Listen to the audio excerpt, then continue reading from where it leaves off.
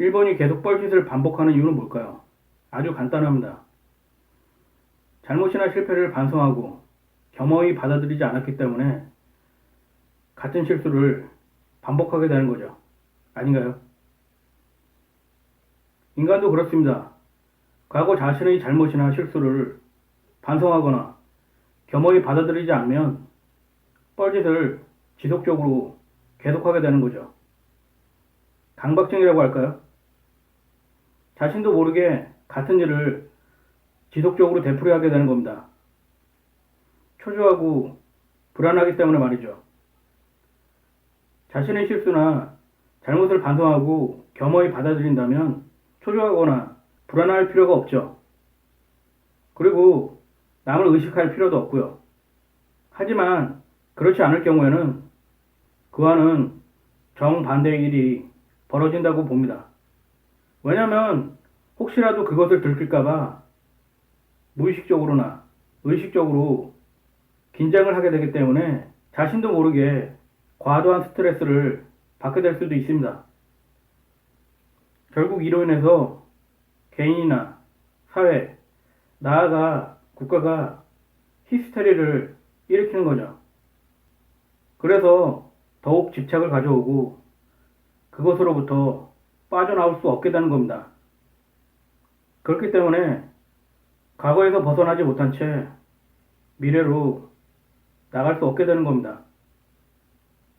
과거가 청산되지 않았기 때문에 그 여파가 지속적으로 개인이나 사회나 국가를 괴롭히게 되는 거죠. 스스로 자신의 에너지를 갉아먹는 겁니다. 정말 바보 같은 짓이죠. 이게 바로 지금 일본의 실정이라고 봅니다. 그 근원적인 뿌리와 밑바탕에는 바로 열등감이 깔려 있다고 봅니다.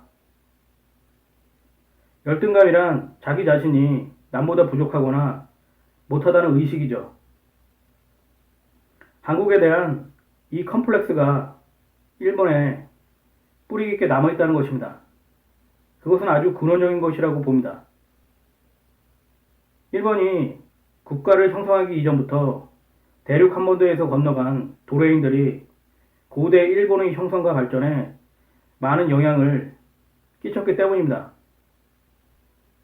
백제군과 왜가 나당 연합군에게 백강전투에서 패한 후 왜, 그러니까 일본은 본국 백제로부터 벗어나 자신들의 길을 가기 시작하죠. 일본 서기는 백제 역사서를 기본으로 삼아 자신들에게 유리한 부분을 왜곡했다고 하는데요. 그 대표적인 경우가 임나 일본부설이죠. 일본 대부분의 학자들도 사실이 아니라는 것을 알고 있는데도 고대 일본이 그러니까 왜가 한반도 남부에 영향을 미쳤다는 헛소리 논리입니다. 왜 이런 허무맹랑한 이야기를 일본에서 주장했을까요? 그건 아주 간단하다고 봅니다. 열등감 때문이죠. 메이지 유신 이후 황국사관에 물든 일본은 대륙 한반도에서 도움을 받은 자신들의 과거를 숨겨야 했습니다. 이는 과다보상의 형태로 나타나는데요. 현실을 인정하고 올바른 방향으로 나아가든가 아니면 현실을 부정하고 왜곡된 방향으로 나아가게 되죠. 안타깝게도 일본은 두 번째 방법을 선택한 겁니다. 참고로 존 카터 코벨이라는 서양학자는 한국은 부모, 일본은 부모를 버린 불효자식이라는 말까지 했었습니다. 일본은 메이지 유신을 통해서 근대 국가로 성장하는 과정에서 조선, 만주, 중국과 같은 아시아를 침략해서 식민 지배를 하겠다는 왜곡된 가치관을 갖게 되고 이를 실행에 옮기기까지 했습니다. 과다 보상의 결과로 한 국가가 폭주한 채로 해서는 안 될 일을 저지른 겁니다. 그리고 일본은 과거에 대한 진정한 사과나 겸허한 반성 없이 미성숙한 채로 현재까지 이르게 됐습니다. 이는 일본이라는 국가의 고착을 가져왔고 그로 인해서 퇴화하는 모습을 가져왔습니다. 그 이면에는 열등감이 숨겨져 있었다는 것을 아셔야 합니다.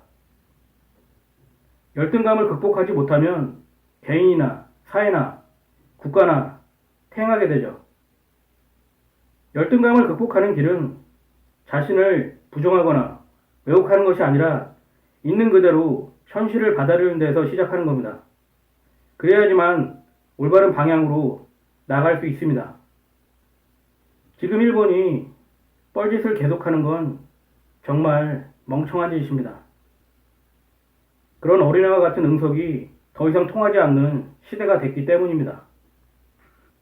그래서 지금 일본은 과거에 고착한 채 퇴행하며 모순과 자기 기만에 빠져 뻘짓을 계속하고 있는 것이 아닌가 합니다. 이제 일본의 몰락은 얼마 남지 않았다고 봅니다. 사요나라 니폰.